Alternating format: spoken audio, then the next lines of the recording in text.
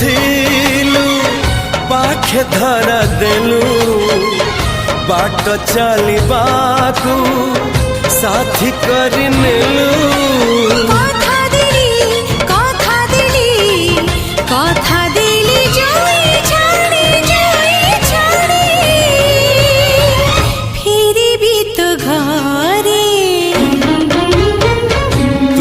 जदि अछु मो पाखरे